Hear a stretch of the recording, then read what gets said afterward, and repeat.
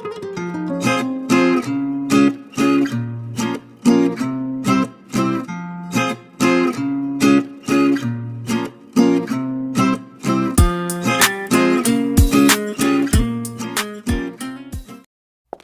दोस्तों, संविधान का प्रत्येक पन्ना हमें कला और भारत के समृद्ध इतिहास का प्रतिबिंब दिखाता है। संविधान के ये चित्र सिंधु घाटी में प्रागैतिहासिक मोहनजोदड़ो से लेकर वर्तमान तक भारतीय उपमहाद्वीप की विभिन्न सभ्यताओं की शैलियों का प्रतिनिधित्व करते हैं। दोस्तों, मास्टर कलाकार नंदलाल बोस, जिन्हें जवाहरलाल नेहरू ने बुलाया था, उन्होंने कला भवन के अपने छात्रों की सहायता से डिजाइन प्रक्रिया का नेतृत्व किया, जिसमें महिला कलाकार भी शामिल थीं। दोस्तों, ये कला भवन भारत के शांति निकेतन में विश्वभारती विश्वविद्यालय का फाइन आर्ट का ब्रांच है। यह दृश्य कला में शिक्षा और अनुसंधान का एक संस्थान है, जिसकी स्थापना 1919 में हुई थी। इसकी स्थापना नोबेल पुरस्कार विजेता रवींद्रनाथ टैगोर द्वारा की गई थी। इस प्रकार देश के कलाकार और भारत शिल्पी पुरस्कार विजेताओं ने सोने की पत्ती और पत्थर के रंगों को लगाने की स्वदेशी तकनीकों का उपयोग करके मूल संविधान को अलंकृत किया। जैसे ही हम भारत के संविधान के पन्नों को पलटते हैं, हम उन 5 महिला कलाकारों के करिश्माई कला पे मंत्रमुग्ध हुए बिना नहीं रह पाते, जिन्होंने इस परिभाषित दस्तावेज को चित्रित किया है। उनके हस्ताक्षरों ने हमारी जिज्ञासा को जगाया, जिससे हमें उनकी कला और रचनात्मक गतिविधियों में गहराई तक जाने का मौका मिला।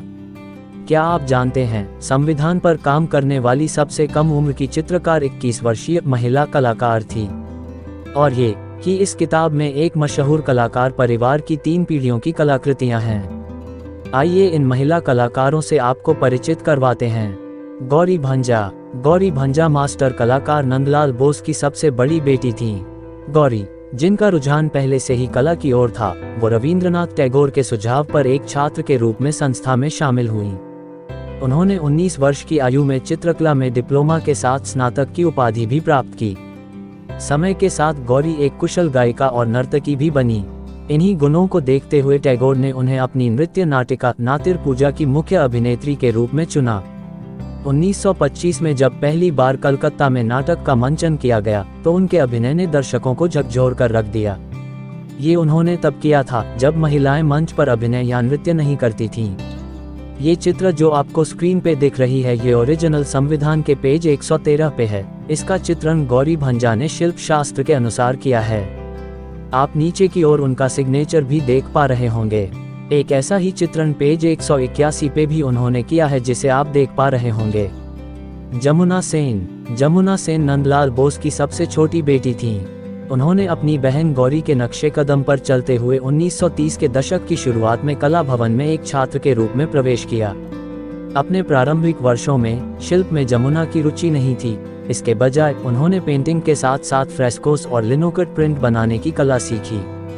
ये चित्र जो आप अभी देख रहे हैं, ये ओरिजिनल संविधान का पेज नंबर 6 है, जिसमें रामायण का एक दृश्य है। इसका चित्रण जमुना सेन ने किया था। आप उनका सिग्नेचर नीचे की तरफ देख पा रहे होंगे।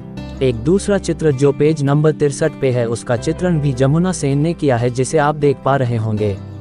निवेदिता तनेंद्रनाथ घोष की बेटी थीं। शांतिनिकेतन में एक शिक्षक और छात्रावास वार्डन तनेंद्रनाथ घोष ने अपनी पत्नी की मृत्यु के बाद निवेदिता को एक एकल माता पिता के रूप में पाला। बाद में निवेदिता ने नंदलाल बोस के बेटे विश्वरूप बोस से शादी कर ली।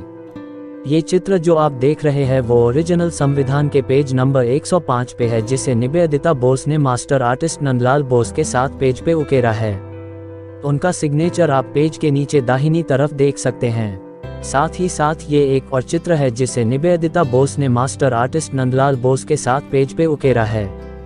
उनका सिग्नेचर आप पेज के नीचे बाईं तरफ देख सकते हैं। अमला ने शांति निकेतन के पाठ भवन, संगीत भवन और कला भवन में अध्ययन किया। जिस समय उन्होंने संविधान का चित्रण किया, उस दौरान वह कला भवन से जुड़ी थीं।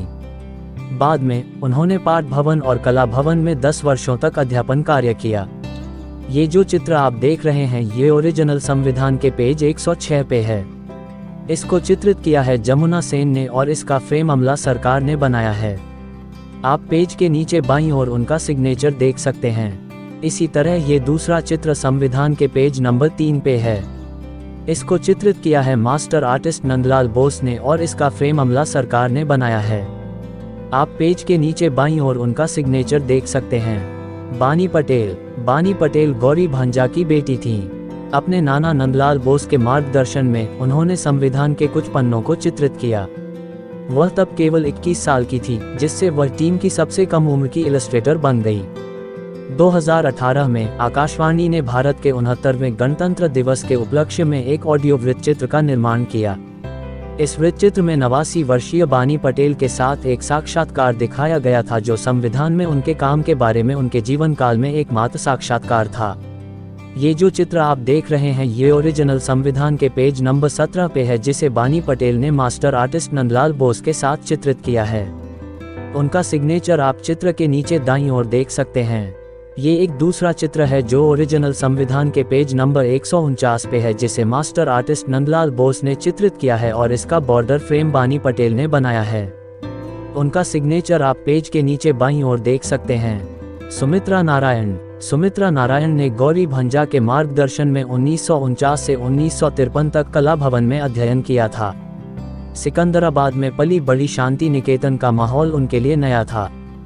चूंकि उनकी मूल भाषा कोंकणी थी, इसलिए उन्होंने धीरे धीरे लेकिन निश्चित रूप से बंगाली सीखी। सुमित्रा बाद में 1965 से 1991 तक पाठ भवन स्कूल, कोलकाता में कला और शिल्प शिक्षक बनी। ये जो चित्र आप देख रहे हैं, इसका फ्रेम सुमित्रा नारायण ने बनाया था। उनका सिग्नेचर आप पेज के नीचे बाईं ओर देख सकते हैं। तो दोस्तों, ये थी वो महिलाएं जिन्होंने हमारे संविधान को चित्रित किया है। उम्मीद है आपको मेरा ये वीडियो पसंद आया होगा। अगर आपको वीडियो पसंद आया तो इसे लाइक, सब्सक्राइब और शेयर जरूर करें। अपने सजेशन कमेंट बॉक्स में लिखकर बताएं। जय हिंद, जय भारत।